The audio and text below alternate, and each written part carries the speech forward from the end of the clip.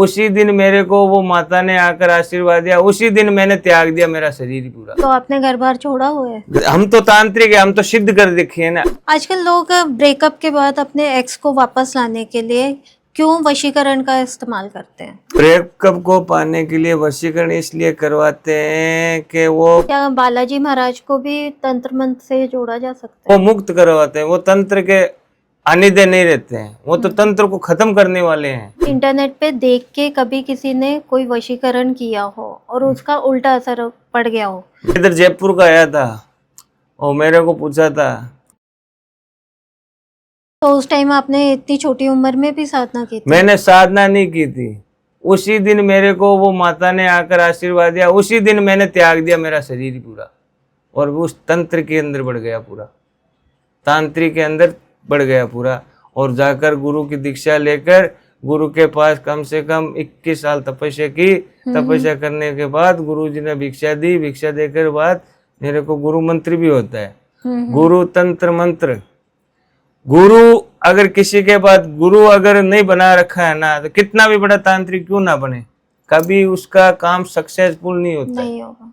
गुरु के बगैर सब कुछ ही काम होता है कि पहला प्रथम होता है गुरु का नाम, दूसरा होता है माता पिता का नाम, और तीसरा होता है भगवान का नाम।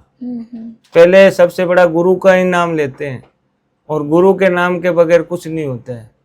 और मेरे गुरु ने आज 5 तत्व के गुरु ने बनाया और तंत्र की ज्ञान दीक्षा दी, ध्यान दीक्षा। वो दीक्षा मिलती है इन्हीं चीजों की। तांत्रिक बनना इन्हीं चीजों का देता है, वो खुद देते हैं। मुंडन कराते हैं, मुंडन कराकर पंडाल होता है, पंडाल के अंदर मुंडन करा के मुंडन के कान के अंदर फूंक देते हैं, गुरु मंत्र देते हैं। गुरु मंत्र के बाद यह भिक्षा देती है, और ये हमारा रूप उसी अनुसार ही हमको रखना पड़ता है। हमारा घर बार प्रेम भाव कुछ ही हमने नहीं, हमारा सिर्फ भगवान के नाम का अरदास करते हैं, भला करने के लिए बोलते हैं, बुरा किसी के लिए नहीं बोलते। ये जो आपके साथ ये चलती हैं, ये क्या कर्ण पिशाचनी का रूप है क्या? ये कर्ण पिशाचनी का, ये रक्त पिशाचनी है। ये रक्त पीती है। ये चाहे जानवर का हो चाहे इंसान का हो, और इसको सिद्ध अगर कोई इंसान कर लेता है ना, तो इसको क्या होता है, काम तो करती है, ऐशो आराम देती है, सब कुछ देती है, लेकिन वो सिर्फ अपने पास ही रखती है। घर बार मायाजाल सब कुछ भूल देती है। उसका रूम हो उसके पास, अगर इसके सारा छोड़ दिया ना, तो ये ऐसा कर देती है कि इंसान को घूमना या मरना निश्चित हो जाता है उसका।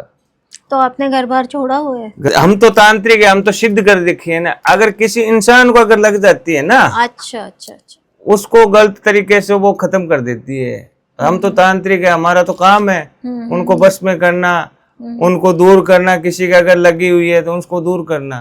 तांत्रिक के पास क्या रहेगा, भूतों के पास भूत क्या लेगा? हम तो खुद बने बने जिंदा भूत है। हम तो कोई तो मरने के बाद भूत होते हैं, हम तो जिंदा भूत हैं। हमारे पास क्या लेगी? हम तो महाकाल के चेले हैं। हमने तो अपना जीवन तो पहले ही खत्म कर दिया है, हमारे को किस चीज का डर है? आजकल लोग ब्रेकअप के बाद अपने एक्स को वापस लाने के लिए क्यों वशीकरण का इस्तेमाल करते हैं?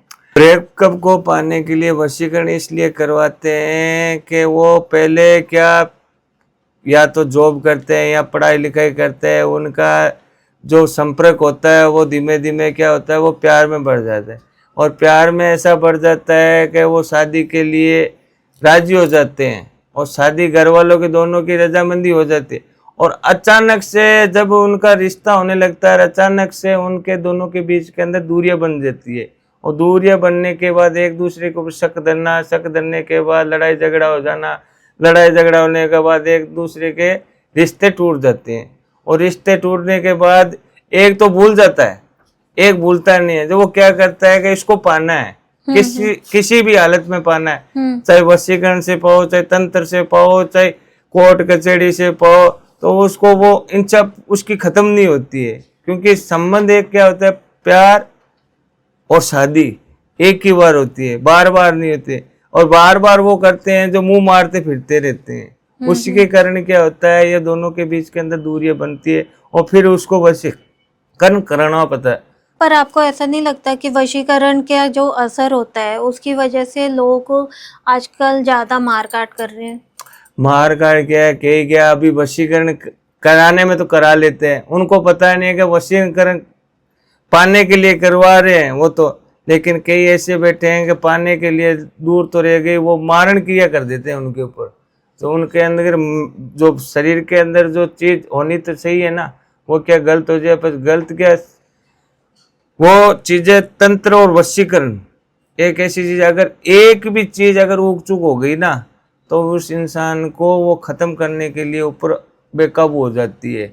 उसको या तो हस्बैंड वाइफ को मार देता है, वाइफ हस्बैंड को मार देती है, या प्रेमिका मार देता है, या घर वाले मार देते हैं। तो उसके अंदर ये चीज है ना, वशीकरण उल्टी तरीके से क्रिया का होती है ना, तभी ये चीजें ज्यादा बढ़ने लगी है अभी, क्योंकि उल्टी क्रिया ज्यादा करने लगे।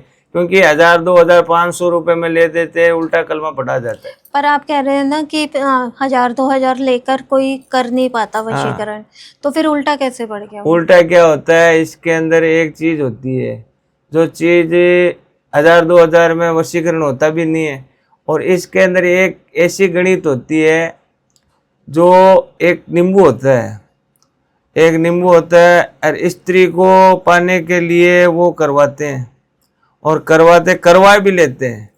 और करवाने के लिए क्या, जो चीज अब कर देना, अगर उस चीज को वापस सही ढंग से धरे ना करे ना वापस, क्योंकि कोई चीज अब अग्नि जगा लेते हैं, लेकिन उसको वापस ठंडा तो करना पड़ता है, बुझाना तो पड़ता है ना।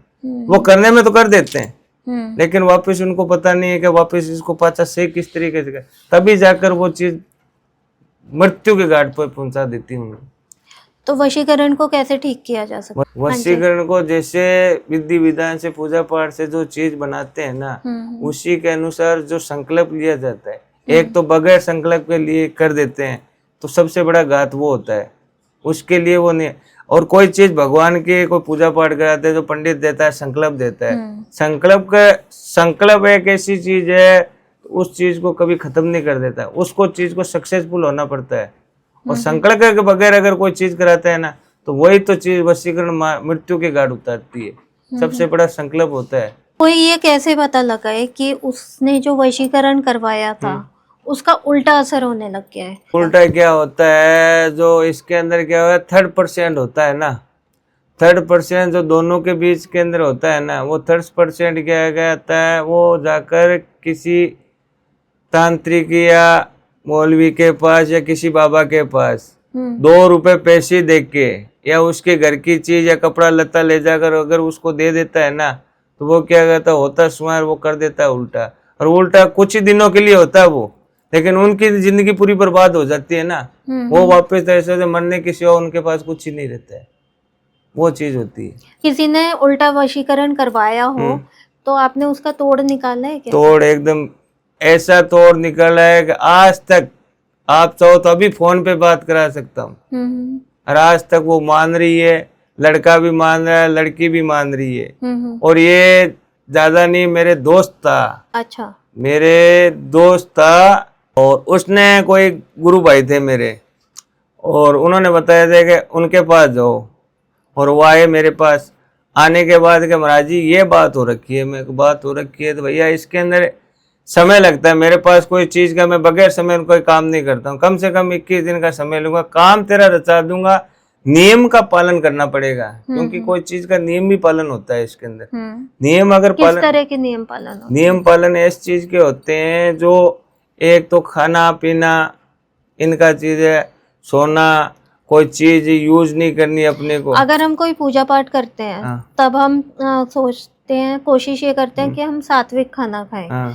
पर अगर कोई क्रिया करवा रहे हैं, कोई वशीकरण करवा रहे हैं, तो भी सात्विक खाना ही खाना होता है? इसके अंदर एक तो मांस मदिरा भी कोई चीज अगर करवाना चाहता है, तो उस चीज के अंदर कई के अंदर चलती है और कई के अंदर नहीं चलती है। सात्विक के अंदर ये मांस मदिरा नहीं चलती है, वो तो तंत्र उल्टा कराते हैं ना, उसके अंदर वो जैसे मारण क्रिया हुई या उल्टा वशीकरण करवाना होता है, या किसी की बलि देकर कोई चीज जबरदस्ती पाना होता है, तो वो चीज के बलि देकर अगर वो काम करवाते हैं ना, तो उस चीज के अंदर रहते। और सात्विक के अंदर ये चीज नहीं चलती। सात्विक के अंदर जैसे बालाजी महाराज होते हैं ना, उसी के अनुसार वो चीज चलती है ना, तब जाकर वो चीज बनती है। क्या बालाजी महाराज को भी तंत्र मंत्र से जोड़ा जा सकता है? वो मुक्त करवाते हैं, वो तंत्र के आनिदे नहीं रहते हैं, वो तो तंत्र को खत्म करने वाले हैं। अच्छा, मान लीजिए किसी ने वशीकरण करवाया, ठीक है, उन लोगों का रिश्ता ठीक हो गया, फिर कुछ समय के बाद वो बालाजी मंदिर जाते हैं और वहाँ पे ये वशीकरण का असर कम होने लगता है, तो क्या ये विपरीत होने लगता है? विपरीत मतलब जो वशीकरण करवाया हुआ है उसका उल्टा असर होने लगता है, या वो तब भी उनका रिश्ता चलता रह सकता है? उल्टा नहीं, कहीं ना कहीं या लड़का या लड़की या लड़के की या लड़के की कोई माता पिता कोई ना कोई कहीं भी कोई गलती कर देते हैं ना, तो वो कहते हैं ना, एक नींबू होता है वो 100 मन दूध को फाड़ देता है, फाड़ देता है। एक गलती अगर कर दी ना, तो वो जो किया कर्म काम है ना, जो होना तो सही है। मान्यता तो ये है कि बालाजी मंदिर में सारे तरह के तंत्र मंत्र और वशीकरण खत्म हो जाते हैं।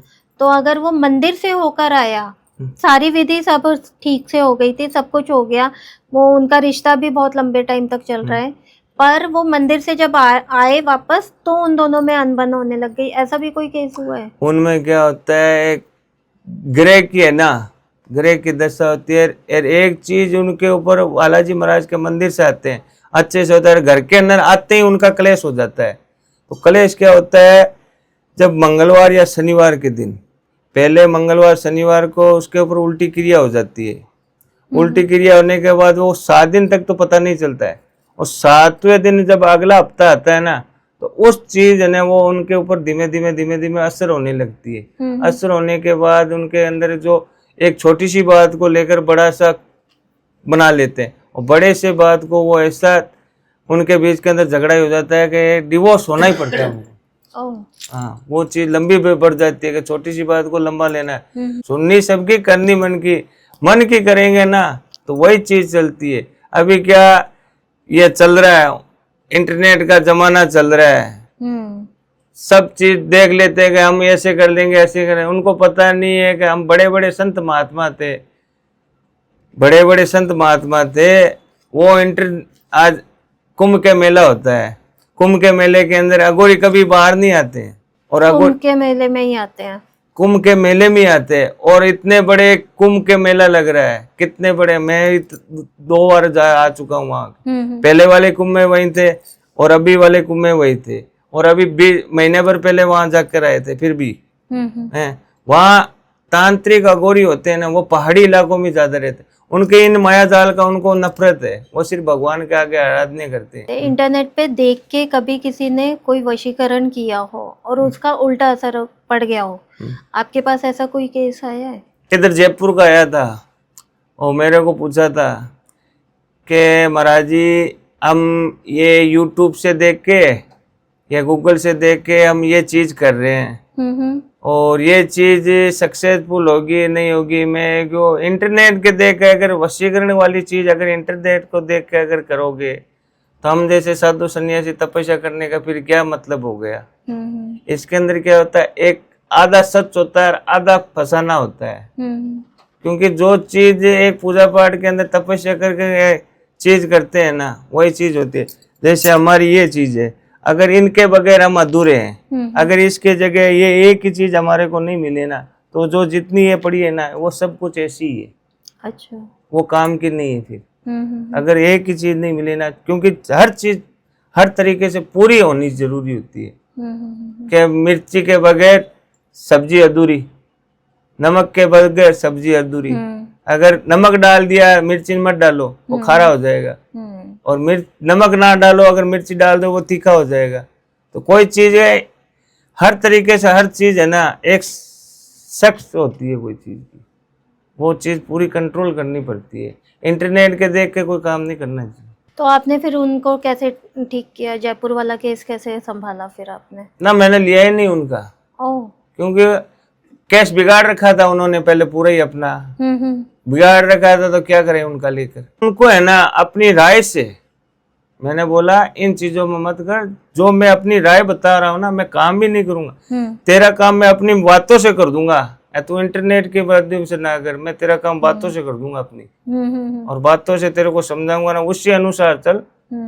और आज वो उसी अनुसार, मेरे अनुसार चला है ना, वो दुबई जाकर काम करने लगा है। वाह, दुबई जाकर काम करने लगा है, सब कुछ चीज अच्छी से आ रखी है और अभी मेरे पास आया हुआ है मिलने के लिए दुबई से वापस। महाराज जी, आपने वो गुड़िया दिखाई थी, ठीक है, पर उसके साथ में एक और कुछ रखा हुआ है, मतलब मेरे को दूर से देखने में गुड़िया जैसे ही लग रहा है क्या वो? ये जैसे बड़े बुजुर्ग होता है ना 80-90 साल की उम्र की, उनकी जो हड्डी होती है ना, हड्डी शरीर की, वो हड्डी पैक कर रखी है हमने। ये 80-90 साल का जो बुजुर्ग होता है ना, वो मर जाता है ना, तो उसकी हड्डी होती है ना, वो अपने पास रखते हैं इसको ऐसी बना के। तो ये क्या आती है हमारे तंत्र के अंदर जो काम आती है बहुत पावरफुल होती है। ये बूढ़े की है, अच्छा, ये बूढ़े आदमी की है, ये पुरुष की है, अच्छा, ये औरत की है, ये बच्चे की है, अरे ये बच्चे की है। ये चारों चीज हम चारों तरीकों से काम लेते हैं। अगर बच्चे का काम होता है बच्चे की गुड़िया बनाते हैं, अगर औरत का काम है औरत की लेते हैं, और अगर ये पुरुष का होता है पुरुष का, और अगर बूढ़े बुजुर्ग होते हैं ना तो ये चीज लेते हैं। इन चीजों को साथ में रखकर वो तंत्र के अंदर काम लगाते हैं। और ये क्या चीज होती है, शमशान क्रिया होती है। इनको शमशान के अंदर सिद्ध किया जाता है। शमशान जब मुर्दा बालने, तो आपने इन सबको सिद्ध कर रखा है। हर चीज के अंदर पहले इनकी पूजा करता हूँ। जैसे भगवान शंकर की माता काली की करते हैं, जैसे इनकी पूजा करनी पड़ती है। अच्छा, हर चीज का भोग देना पड़ता है इनको। रात 4 बार भोग लगता है इनका। अच्छा, सवेरे को, दोपहर को, शाम को, रात्रि को 12 बजे लगता है शमशान के अंदर भोग इनका। तो आप रोज शमशान रोज जाना पड़ता है, शमशान घाट रोज जाना पड़ता है इनके साथ में। इनको जाकर जगाना पड़ता है, जगा कर इनको तो जगाते जगाते इनके साथ में और जग जाते हैं, उनको और देना पड़ता है। आपने गुड़िया वगैरह तो बनाए होंगे, पर वो हड्डी आपको कहाँ से मिली? वो हड्डी हम शमशान के अंदर रहते हैं, जो मुर्दा जलाने के लिए आते हैं ना, तो उनकी क्या है, ये हड्डी जो मुर्दा जलाने के बाद जो फूल लाने के लिए जाते हैं ना, फूल चुगने जब जाते हैं, तो हम क्या उसी दिन काम कर रहे थे कोई, तो वो क्या हमने हड्डी ये है ना काट के मेल ली और हमारे ये काम आने लगी। वो हड्डी काट के हमने सिद्ध प्राप्त कर ली इसकी। पर आप जैसे ये हड्डी आपने इसको सिद्ध कर लिया, पर जिसकी आत्मा, जिसका शरीर था और उसकी आत्मा क्या भटकती नहीं होगी? भटकेगी क्यों? उसको तो एकदम मोक्ष कर रखा है, हमारे पास रख रखा है। जो इच्छा उसकी थी वो तो कर दी उनकी थी पूरी। अच्छा, यानी कोई चीज, अब इसकी जो शैतानी चीज होती थी ना, वो चीज खत्म कर दी और इसको हमारी पूजा के अनुसार इसको सिद्ध करके अपने पास रखना चालू कर दिया। जो इसको चीज चाहिए वो हम दे देते हैं, जो हमारे को चाहिए वो हमारे को दे देता है।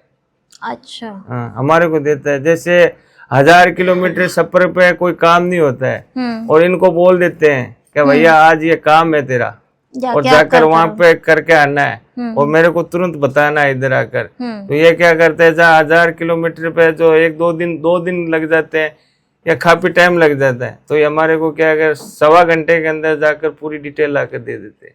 तो आपने जब ये हड्डी ली थी, आपके जान पहचान के हैं, तो उनके परिवार वालों से पूछ कर ली थी? हमारे परिवार के थे। अच्छा, परिवार के थे। मैं तो शमशान का काम ही मेरा वहाँ पे, उनको वो नाखून दान दे दिए और हड्डी हमने रख ली। अच्छा, फूल गालना होता है कैसे को, वो तो क्या है ना, फूल के अंदर नाखून और दांत ही होते हैं, और हड्डी का मैं आप क्या करोगे, हड्डी इनकी छोटी छोटी हड्डियाँ है, क्योंकि इनको कभी हम भोग भी करना पड़ता है। हम खाते हैं हड्डी को, इंसान का मुर्दे की हड्डी होती है ना, जब वहाँ पे हम शमशान घाट में हमारे को भूख लग जाती है ना, तो हमें हड्डी का भोग करना पड़ता है, मुर्दे का भोग करना पड़ता है, मुर्दे की हड्डी खा लेते हैं हम। मेरे तो रोंगटे खड़े हो रहे हैं, पर फिर भी आप ये बताइए, इतनी ताकत कहाँ से आती है कि इंसानों का खून पी लेते हैं, हड्डी खाते हैं वहाँ पे? एक क्या होती है इसके अंदर, एक तो होती है गुरु की दीक्षा दी हुई, वो हमारे को डरने नहीं दी, क्योंकि जिसके हाथ सर पे गुरु का हाथ हो और भगवान का हाथ हो तो हमारे को डर वैसे ही हमारा खत्म हो रखा है, क्योंकि हमने तो अपना जीवन पहले ही खत्म कर रखा है। हमारे को डर किस चीज का? और ये एक हड्डी है। हड्डी क्या होता है, जब हम तपस्या में रहते हैं, शमशान के अंदर क्या लगेगा, शमशान के या तो पर मिलते हैं लकड़ या मिलती है राख, वहाँ भोजन तो मिलता नहीं है। जब भूख तो हर इंसान को लगती है। ये पेट है, ये हमारा एक कहते हैं ना एक खजाना है, टैक्स तो देना पड़ता है, पेट तो भरना पड़ता है। जब हम क्या करते हैं, ये हड्डी जो मुर्दा जला होता है ना, उसकी हड्डी काट के उसको खा लेते हैं, तो थोड़ा बहुत तो अपना पेट भर जाता है। क्योंकि किराया तो सबको ही देना पड़ता है ना, किराए के बगैर कहाँ चलेगा। ये तो मशीन है, मशीन के लिए कुछ डालेंगे ना तभी तो आगे चलेगा। और शमशान के अंदर भोजन तो मिलता नहीं है, तो मुर्दे की हड्डी लाकर उसको खा लेते हैं। तो क्या होता है, एक 10 रोटी खाओ और एक हड्डी इतनी खाओ, बराबर हो जाता है अपना। अपने को फिर 24 घंटे या 48 घंटे अपने को रोटी की जरूरत नहीं होती है, खाने की जरूरत नहीं होती, हड्डी खा लेते हैं। आप तो ये करते हैं क्योंकि आपने साधना की हुई है और आप मुर्दों के करते हैं। आप जानबूझ के किसी को मार के ये सब नहीं खाते हैं, ठीक है। तो हम चाहेंगे कि आप हमारी ऑडियंस को भी इसके बारे में बोलिए कि सच में ये सब ना करें। आप लोगों ने साधना की हुई है इसलिए ये करना आपके लिए ठीक है, आपको शक्ति चाहिए होती है। पर अगर वो असल में किसी और को इन चीज़ों के लिए कि उनको ताकत मिलेगी, इस वहम में पड़कर किसी को मार के ना खाए, जैसा आजकल माहौल चल रहा है, वो कहीं इस बात को गलत ना लेकर जाए। जो हम जो ये करते हैं ना, आगे वाली जो जनता अगर इस चीज को करना चाहती है ना, तो इसके अंदर वो अगर करना चाहेगी ना तो वो कभी होएगा नहीं।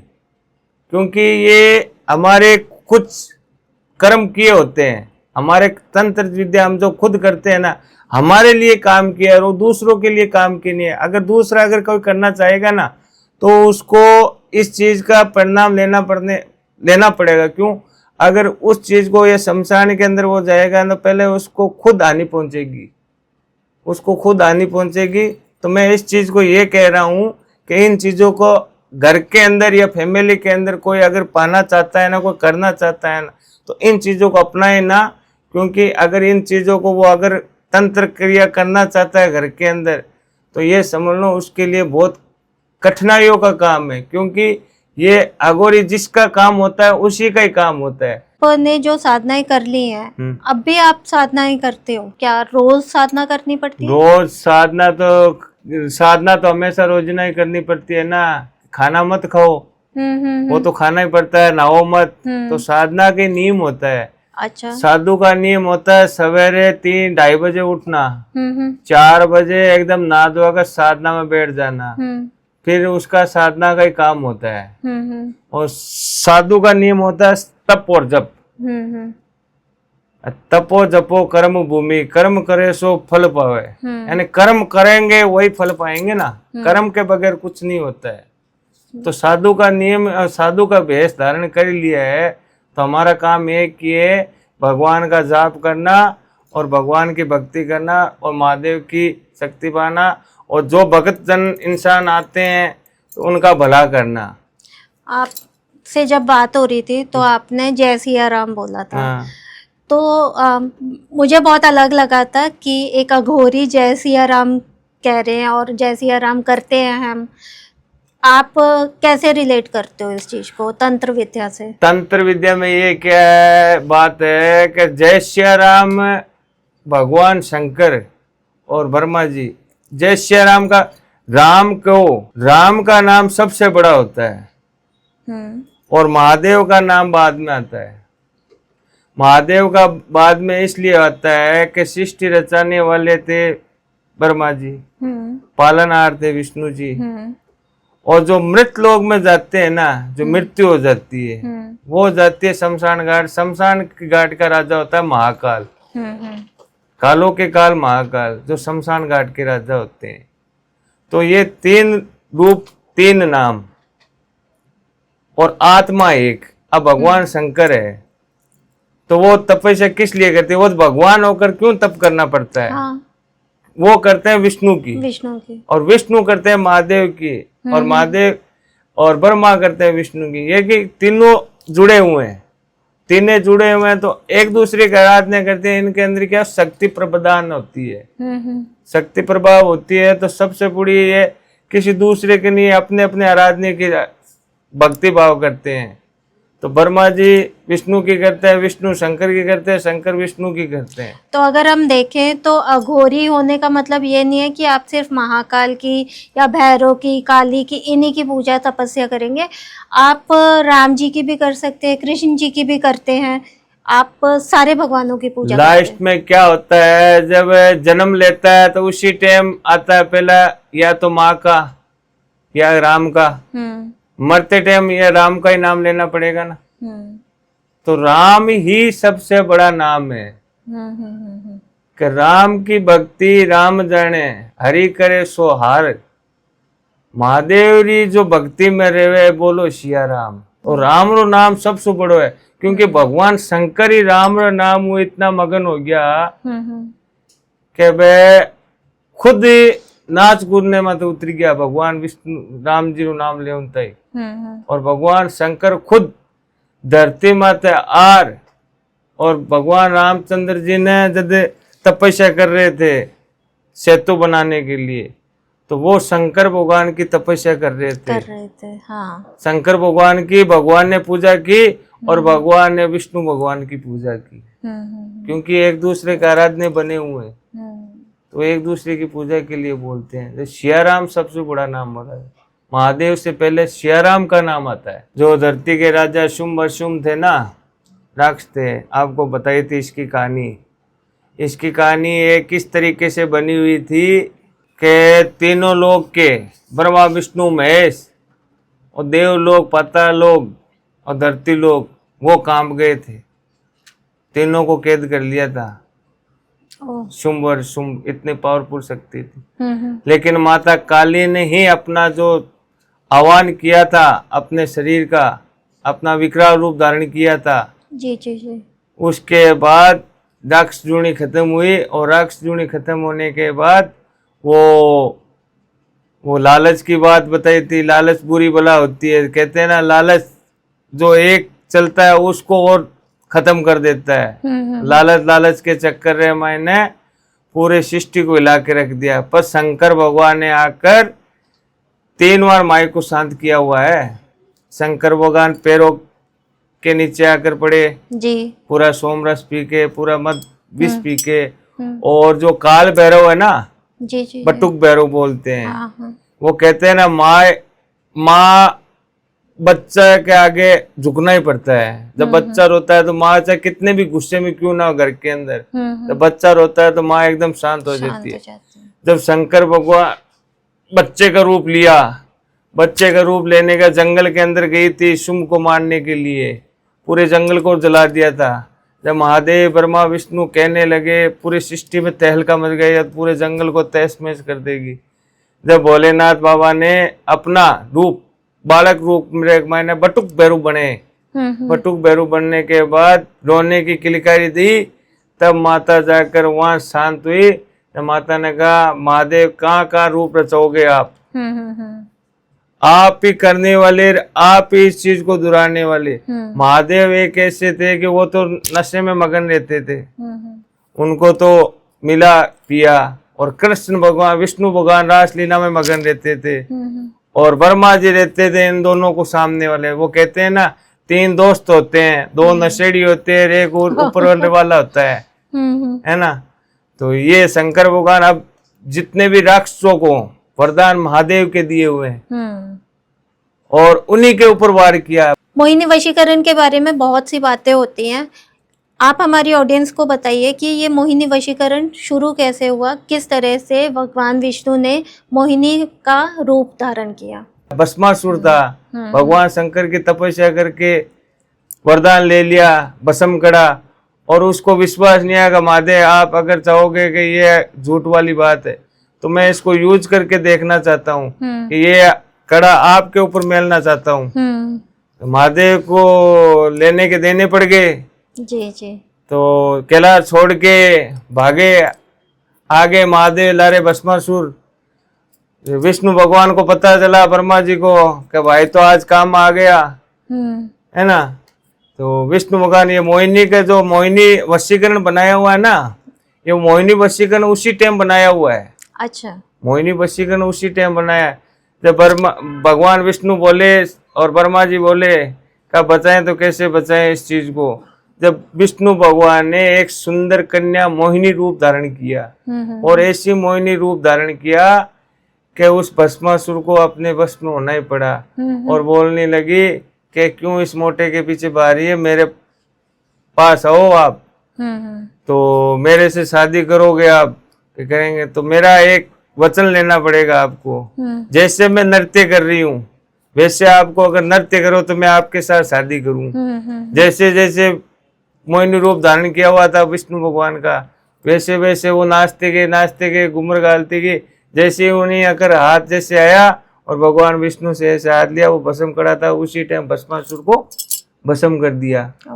भस्म करने के बाद वो कड़ा लेकर महादेव को बोला कि महादेव किन किन को वरदान दोगे, किन किन से आपको हम बचाएंगे, आप तो ले लेते हो और सबको वरदान देते हो, भुगतना हमारे को पड़ रहा है। जी जी जी। है ना? तो ये चीजें क्या है, भगवान की आज की जो इतिहास गवाह इन चीजों का।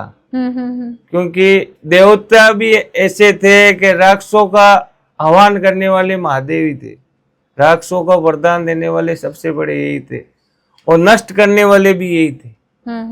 भोले बाबा है, क्योंकि ये भोले भंडारी है। ये तो जो भक्ति इनके करी, तपस्या कर लो, ये तो तथास्तु कल्याण। रावण आज तीनों लोक का विजय पा रखी थी। वो कहते हैं ना, भेदी बिना भेद अधूरा, लंका बिना रावण अधूरा। तो भाई ने भाई को मरवाया, जी जी जी। भेद बिना भेद अधूरा। रावण को भाई ने मरवाया विभीषण ने, तब जाकर रावण बना। ना आज तक रावण मरता नहीं। उसका एक दो ही ख्वाब थे कि सोने में सुगंध और आकाश पे पेड़ा लगानी थी। अच्छा। और कैलाश पर्वत से महादेव को लेकर और लंका लाने पे एकदम लेके आ गया था महादेव को। तो पूरी देवता सृष्टि उगचुक हो गई, अब बचाए तो कैसे बचाए इसको। तब जाकर गजानन जी ने ऐसी एक चाल चली, और महादेव की जो शिला थी ना, वो कहते हैं भूख के पीछे तो सब दौड़ने लगते हैं, और काम ही भूख है। अब रावण को भूख लगी हुई थी, और भूख लगी थी, शंकर भगवान वहां से लेकर तो आ गए। अब शंकर भगवान बंदिश में आ गए, वरदान दे दिया रावण को। जी जी जी। और माता पार्वती, अब कैलाश तो अधूरा रह गया, महादेव को तो ये ले जाके जा रहा है। और महादेव ने बोला था कि वचन दे रहा हूं मैं, अगर मेरे को ले जा रहा है, यहाँ से ले जाकर वहां अपने महल के अंदर रखेगा, तभी मैं वहां तक पहुंचूंगा। अगर बीच के अंदर कहीं भी मेल दिया तो ये समझ ले फिर तू कहीं ले जा नहीं सकता। तो उसको अब प्यास लगने थी, भूख लग रही थी बहुत ज्यादा, तो गए। अब गजानन भगवान गए और उसको भोजन के लिए बोले, अरे खा लो आप, कि नहीं खाऊंगा। तो भोजन तो देना पड़ा। जैसे वो उसको नीचे मेला, और महादेव की जो शिवलिंग थी वो उसको छोड़ के तुरंत वहां चली गई वापिस कैलाश, और वो रावण देखता रह गया। सालों की तपस्या उसकी पूरी भंग हो गई जी। और रावण इतना विद्वान था, तीनों लोग का मां शक्तिशाली पंडित था, तीनों लोग में विजय प्राप्त की हुई थी। और आज तक अगर भाई नहीं मरवाता तो आज तक वो तीनों लोग में राज करने वाला पहला था। ऐसे ही तंत्र मंत्र और वशीकरण से जुड़े पॉडकास्ट को देखने के लिए तांत्रिक टॉक्स को सब्सक्राइब और फॉलो करें।